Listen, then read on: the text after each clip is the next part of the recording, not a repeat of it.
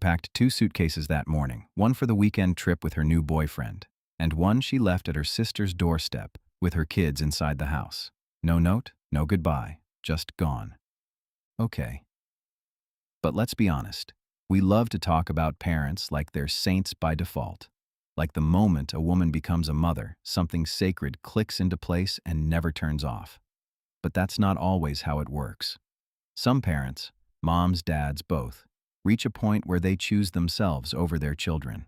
And sometimes, choosing yourself is just a softer way of saying choosing someone else.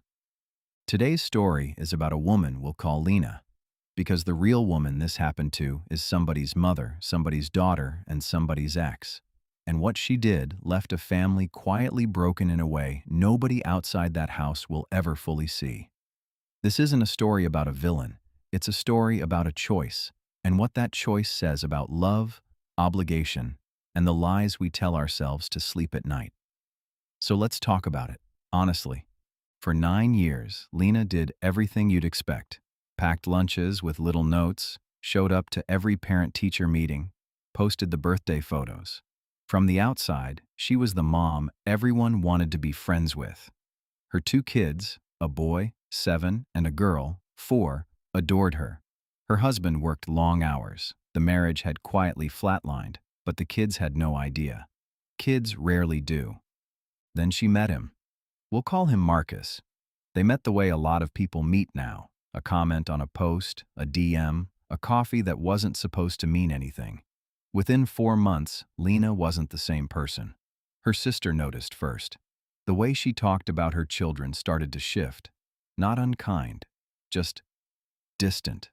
Like she was describing somebody else's life. Like motherhood had become a costume she was tired of wearing. The morning she left, she didn't sit her kids down. She didn't write them a letter. She drove them to her sister's house and said it was a sleepover. Kissed them on the forehead. Told her son to look after his little sister. And then she got in a car with Marcus and drove 4 states away. Her sister figured it out by Sunday night when Lena stopped answering the phone. Her husband found out Monday morning when he came back from a work trip to an empty bedroom and a closet half cleared out. The kids found out in pieces over weeks. First, Mommy's on a trip. Then, Mommy needs some time. Then, eventually, the truth a child shouldn't have to hold. Mommy isn't coming back right now. And here's the part that stuck with me when I heard this story. When her sister finally got her on the phone, screaming, crying, begging her to at least talk to the kids, Lena said, and I quote, "I gave them 9 good years. I'm allowed to want something for myself." No apology. No, "I'm sorry I did it this way." No, "Tell them I love them." Just a defense, a clean, rehearsed, almost peaceful defense. Now here's where I'm going to ask you to do something hard. I want you to resist the urge to just call her a monster, because if we stop at "she's a monster," we miss the lesson. And there's a real one here. The uncomfortable truth is that Lena didn't snap. She didn't have a breakdown. She made a calculated decision that her own happiness was worth more than her children's stability, and she made peace with it before she ever walked out the door. That's what the missing apology tells us. People apologize when they feel they've done something wrong. Lena didn't apologize because, in her mind, she hadn't. She had simply upgraded her life. And that's the part that should make all of us pause. Because we live in a culture that constantly tells people to choose themselves, to protect their peace, to walk away from anything that doesn't serve them.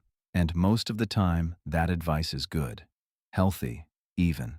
But somewhere in the middle of all that self-love language, we forgot to mention something important. Some things you chose first. Some things chose you back. And walking away from those things doesn't make you free.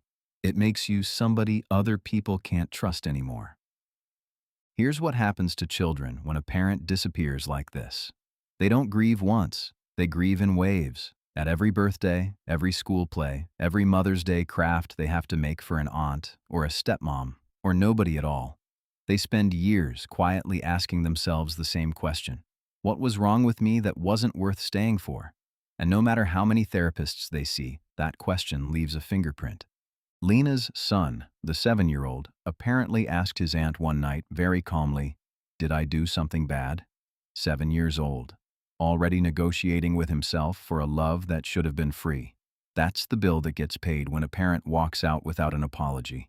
The kids pay it, for decades, sometimes forever, and maybe Lena is happy now. Maybe Marcus turned out to be the love of her life. Maybe she sleeps fine. But happiness built on top of two small people you abandoned isn't peace. It's just a really nice room with a locked door you're trying not to look at. Okay. I want to hear from you on this one because I know it's not simple. If you've ever watched a parent walk away, or you are a parent who almost did and chose to stay, drop your story in the comments. I read them. And here's my question for you today. Is there ever a version of choosing yourself that justifies leaving your children behind? Or is that one line we just don't cross? Tell me honestly, no judgment in the comments section, just real talk. And if this story made you feel something, hit that like button and subscribe. Because we post stories like this every week, and we're building something honest here. This has been okay, but let's be honest. Where we tell the stories nobody else wants to say out loud. Next week, we're talking about the man who found out his wife's best friend had been at every single one of their anniversary dinners. For a reason. You're not going to want to miss it. Take care of yourself. And take care of the people who chose you first.